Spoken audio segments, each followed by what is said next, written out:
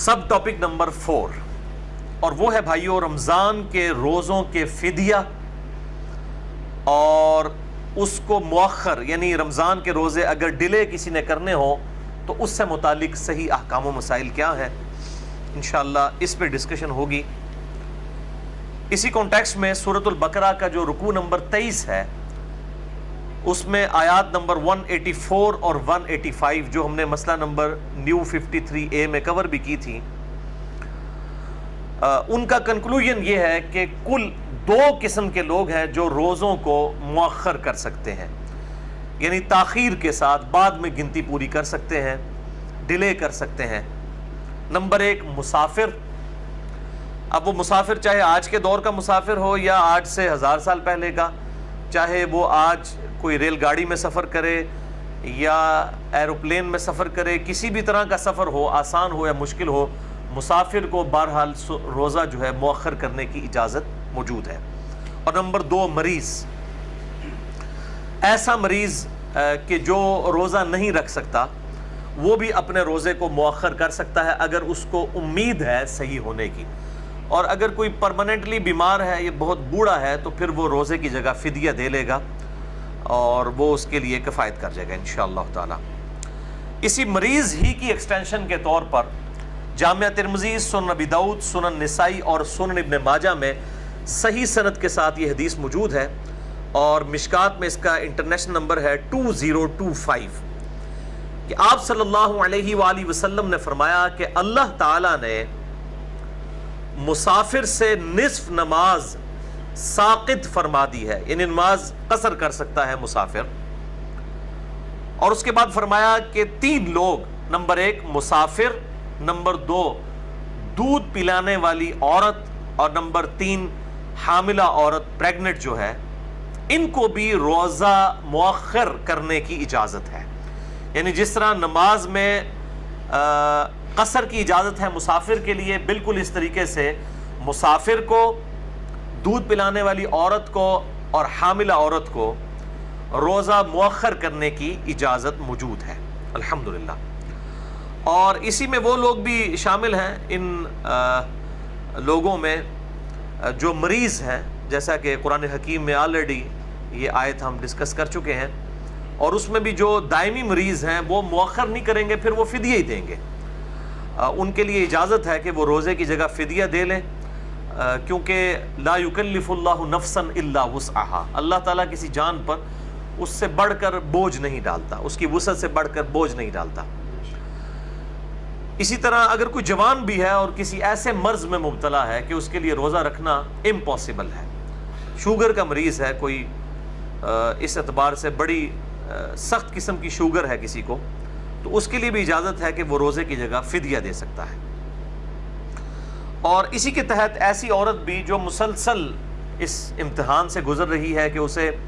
پہلے وہ حاملہ تھی، پھر دودھ پلانا پڑا، اور پھر دوبارہ سے پریگننٹ ہو گئی، پھر اس کو دودھ پلانا پڑا، یوں ہی 8-10 سال مسلسل اس کے اس طریقے سے گزر گئے، تو لا یکلف اللہ نفسا الا وسعہا کے تحت کہ اللہ تعالیٰ کسی جان پر اس سے بڑھ کر بوجھ نہیں ڈالتا، تو ایسی عورت بھی پھر فدیہ ہی دے لے، اسے روزے کو بعد میں رکھنے کی ضرورت نہیں ہے، ورنہ تو اس کے اگر 10 سال کے روزے تو 300 روزے بن جائیں گے، اور یہ 300 روزوں کی قضا کرنا بہت مشکل کام ہے۔ تو یہ بھی پھر اسی دائمی مریض اور کیٹاسٹرافک کنڈیشن جو ہنگامی صورتحال ہے اسی کیٹیگری میں فال کریں گے یہ لوگ بھی۔ اچھا، اب جو یہ روزہ مؤخر کرنا ہے، اس میں کوئی قید نہیں ہے کہ آپ نے کتنے عرصے کے اندر اندر روزہ رکھنا ہے، چاہے تو شوال کے اندر ہی اس کی قضا دے لیں۔ اگر کسی کے گرمیوں کے روزے، جس طرح 28 مئی کو کل روزہ شروع ہو رہا ہے 2017، اور پھر جون کا پورا مہینہ تقریباً روزے بنیں گے، یہ کمزور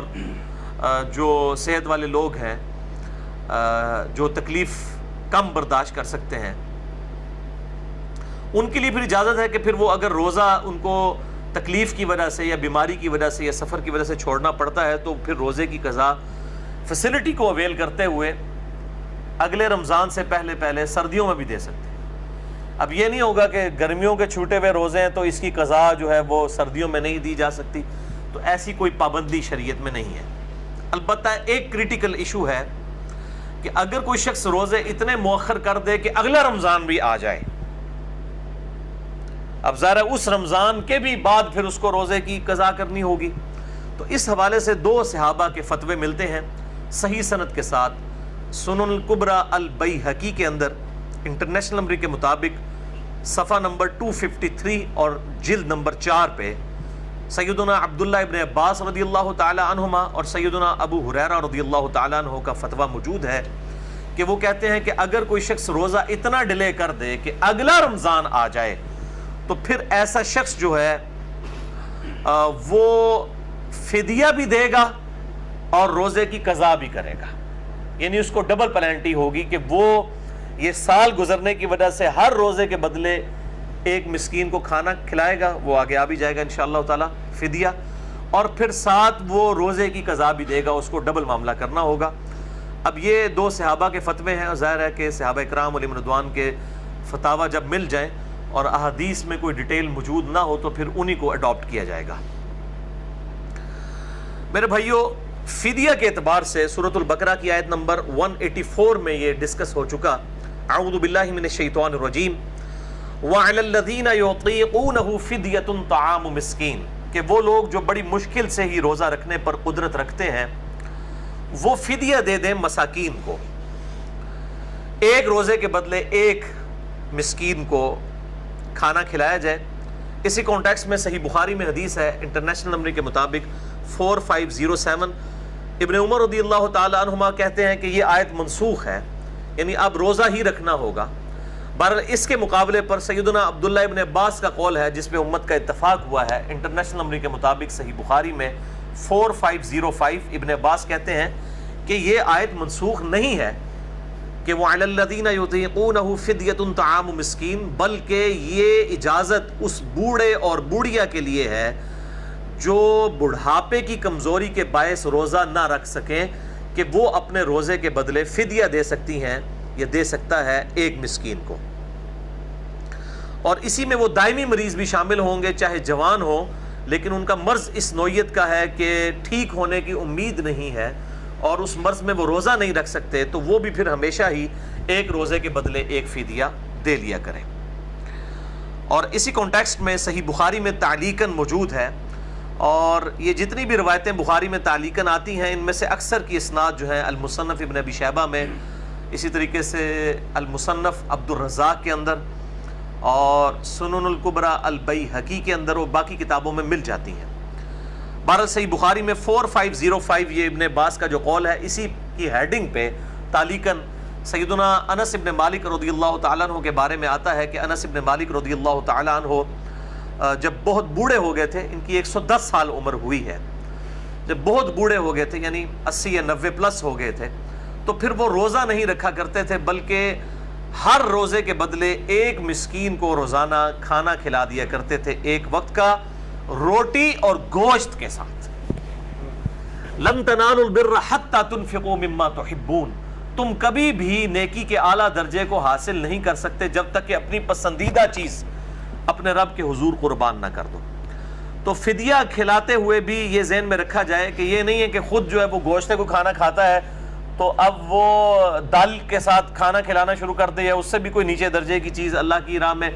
خرچ کرے مساکین کے فدیے کے طور پہ، تو اس کی اسلام میں اجازت نہیں ہے اور نہ اسلام اس کو پسند کرتا ہے۔ بلکہ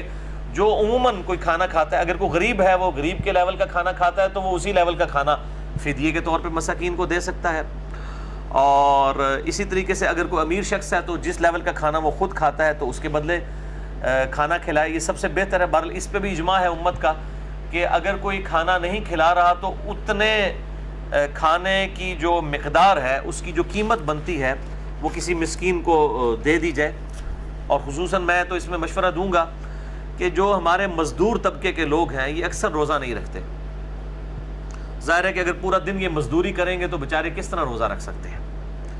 بہرحال شریعت سے تو روزہ اس حوالے سے ان سے ساقط تو نہیں ہوگا، تو ایسے لوگ پھر عموماً جو ہے وہ رمضان میں ادھار اٹھا لیتے ہیں،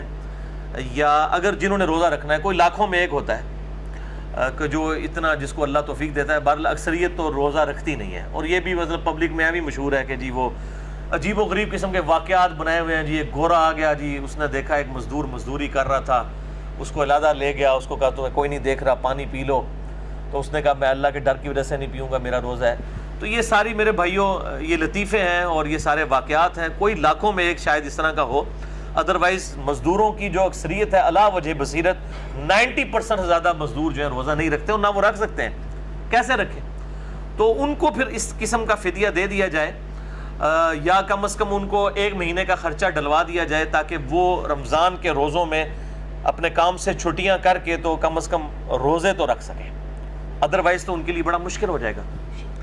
تو اگر کسی کی زندگی موت کی کشمکش بن جائے اور وہ پھر اس صورتحال میں روزہ چھوڑ دے مزدوری کی وجہ سے, اور بعد میں پھر سردیوں میں روزے کو مؤخر کر لے, تو اجتہاداً میں سمجھتا ہوں لا یکلف اللہ نفسا الا وسعہا کے تحت کوئی نہ کوئی گنجائش نکل آئے گی. لیکن یہ عمومی گنجائش نہیں ہوگی. اس کے رشتہ داروں کی,